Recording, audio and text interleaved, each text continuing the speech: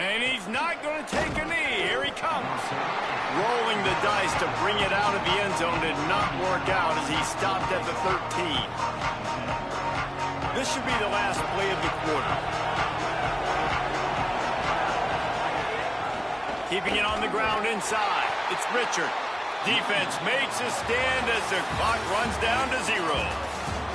Midway point in the season, in games like this one can have a big impact on the rankings from week to week as we see upsets happen and favorites continuing to flex muscle.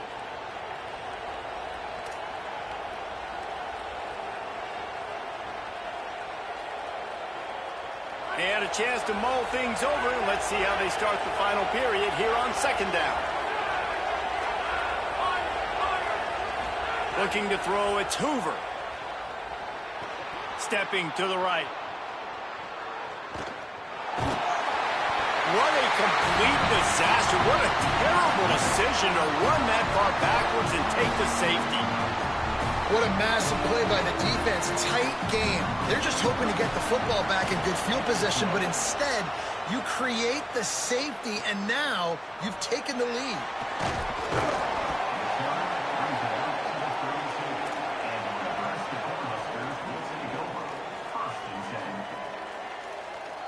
So the Nebraska offense heads out to start this drive. They've been outstanding the last couple of possessions, both times winding up in the end zone, and they've grabbed the lead. Looking to throw on first down. And this will be incomplete. A big hit there forces second down.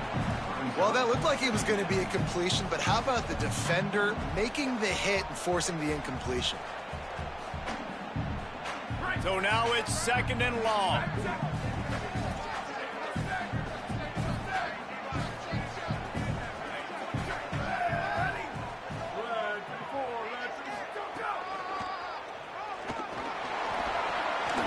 Got enough for the first. There he goes. The defense got caught that time, and they finally get him on the ground at the 41.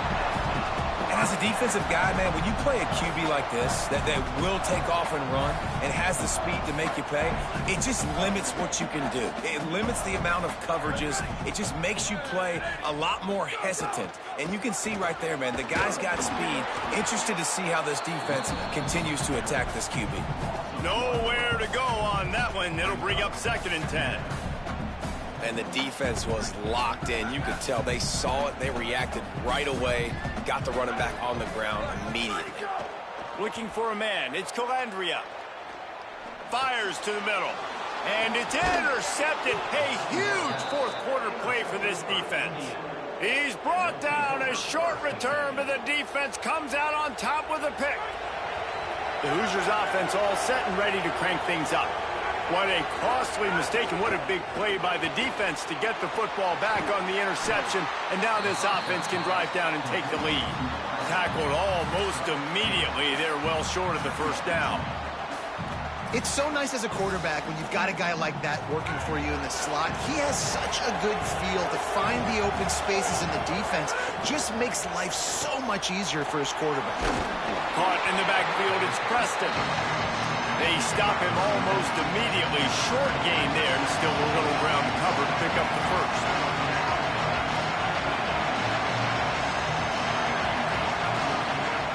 They turn to the passing game on third and short. He's got it inside the 15. Touchdown, Indiana! And with that, they move out front here in the fourth. I think one of the most underrated things we talk about with a QB is timing. Being able to get the ball out of his hands to his receiver where he can continue to catch the football and run with it. Nice pitch, nice catch, nice play in the fourth quarter when you needed it for this team to take the lead.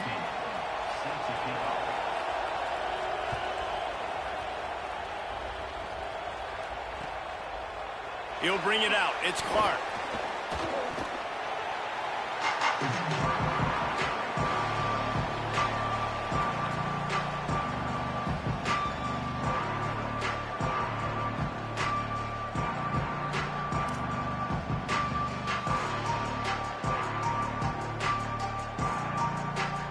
Cornhuskers ready to go back to work on offense.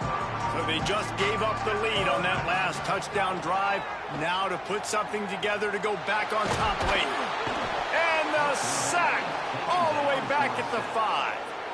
As an offense, you've got to know at this part of the field, deep in your own end, you've got to do a better job in pass pro if you're going to call a pass play at this juncture in the game. Not good enough. To the air, it's Calandria trying to get behind the defense. Makes the catch on the right side. And he's brought down after a huge completion.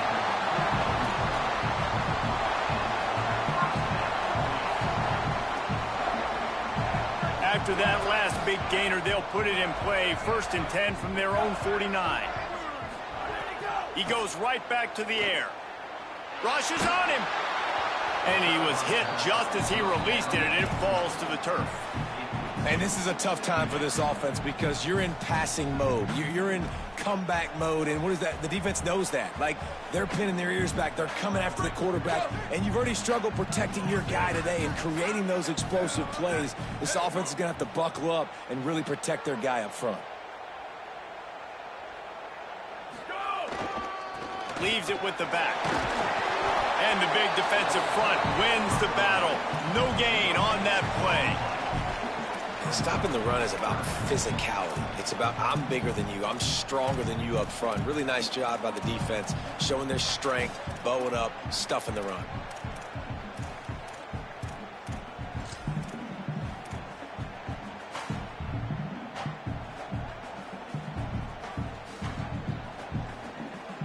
Certain moments in the game you know are just a little bit bigger. Here's one of them. Big play coming on 3rd and long. He fires a bullet to the right. He's got it on the sideline. Touchdown, Nebraska! And they've moved out front here in the 4th. The Cornhuskers punch back. Man, this is wild. Late in the game, we're seeing 2 heavyweight fighters trading blows. The offense scores their last time out. This offense now scores a touchdown here late to get the lead, but there's time left on the clock.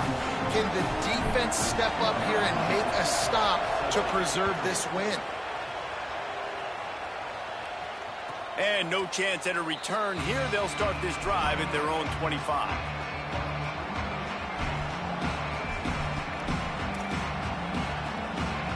Indiana sends the offense onto the field. Makes the quick grab. Could not make his way to the corner. We've reached the 2-minute timeout, and time is of the essence for this offense to get things done. He was not fooled on that one. You know, a lot of times you want to buy space, and you throw this route really when it's off coverage. But you could tell the cornerback was up, ready to come, pounce on that screen, and get the tackle for a loss.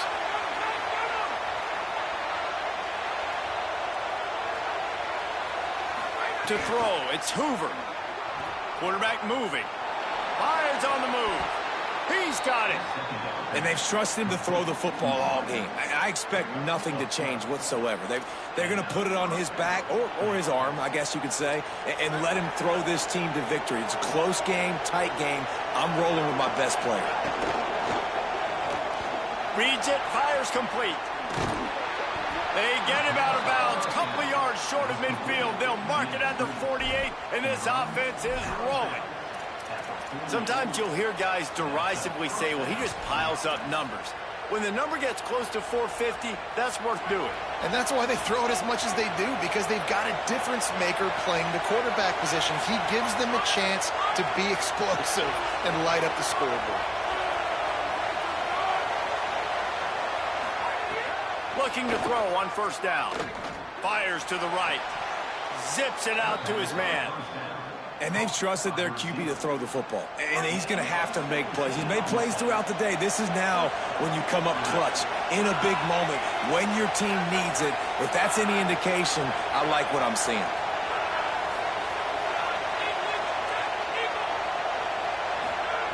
Wants to keep it in the air. Lets it fly deep downfield. He was open, he had it, and he dropped it. Would have been a touchdown. Instead, it's 2nd down. Well, you know the defense felt freaked out on that one. You're in the fourth quarter, and you're lined up against one of the fastest players in all of college football. And they're taking a shot up top. You just hold on tight and hope for the best. And that time, they were able to force an incompletion. And a good job in coverage there as they stop it after just a few. And I don't like the play call, guys. Screen pass at this point of the game against the defense, playing big zones, prevent, trying to keep the ball in front. It's just not going to work. You've got to take shots offensively. To the air, it's Hoover. Unloads to the wideout. It's complete. He's been a matchup problem all season long. Defenses just don't know how to solve the puzzle. And with that last catch, over 500 yards receiving now on the year for him. The RPO, it's complete. That throw and catch gets them down to the 6, and the defense is running out of answers. We knew this offense could put up crazy numbers, but I didn't know it was going to get this ridiculous this fast. They've now come close to 500 yards passing on the day.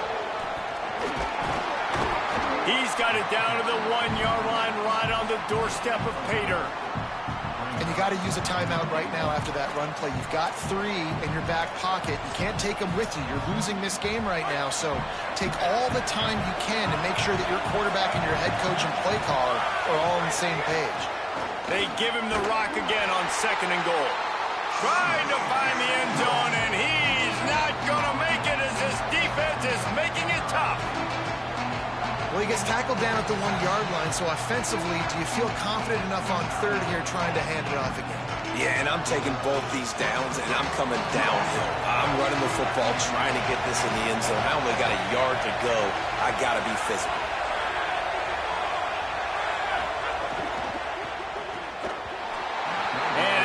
Opportunity on 3rd down as the defense knocks it free, and 4th down is coming up. Interesting to see what the defense is going to do here now, guys. All right, wait a minute here. They are going to send out the field goal unit and take what they hope is the short points. And it's good! And they tied the game inside a minute to go in regulation. They'll decline the penalty here, and the result of the play stands.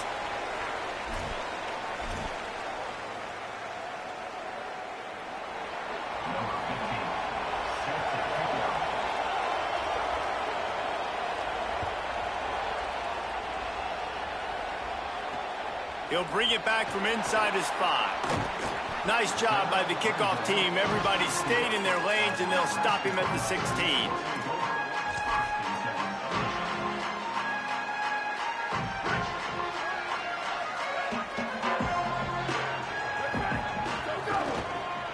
The give to the left. May not be the most memorable play of the day, but it's important as he gets them out to the 25-yard line. They get the timeout, and the clock reads 3 seconds. And winning first downs is a priority for a defense, and you can't get bludgeoned. You can't get physically beat at the point of attack. You know the percentages. It's usually pretty good on first down that they're going to run the football. So them getting that big chunk, getting in 2nd and short, not a good job by this defense. Back to throw, it's Colandrea. It's complete to the left.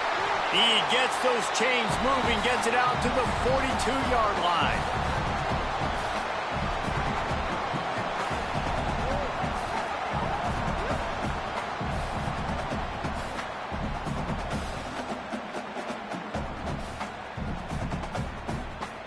Four quarters not enough to settle this one. We're headed to overtime. And these teams have played so well, back and forth, evenly contested game. How about a little free football, Jesse? Yeah, I love this, David. Free football. I'm finding out which of these two teams is the most mature, who can settle down now with the game on the line and make the big play.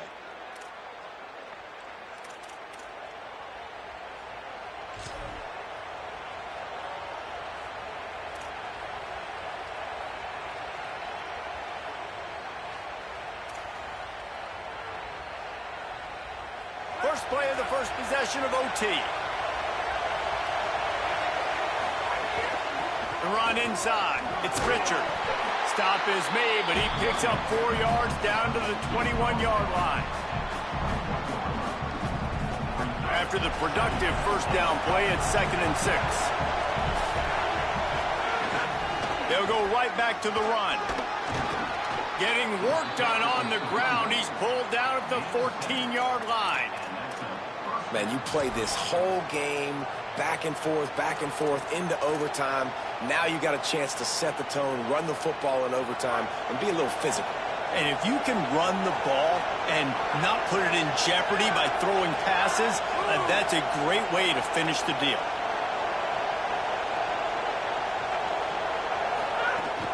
In the red area, it's Richard. Brought down, but not before he bowled his way inside the 10 to the 8. With a condensed field in overtime, if you can establish the run, it is a huge advantage. Big-time advantage. You establish your physicality, come out the gates, put you in a positive way. Now, I can play action, opens the whole play.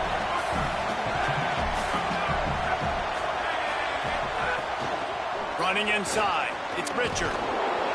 Touchdown, Hoosiers! They strike first in the extra period. This offense is so explosive, they can change the scoreboard in a flash. You just saw that on that drive. This extra point would give them a 7-point lead in OT. And the extra point is true, and they're on top by 7. All right, guys, so here we go in overtime. And just to refresh everyone's memory, alternating possession starting on the opponent's 25. And it's so nice to be on defense first, to set the tone, to understand what you need. Try to hold them to a field goal. The offense knows they can do their job to go out and get a win.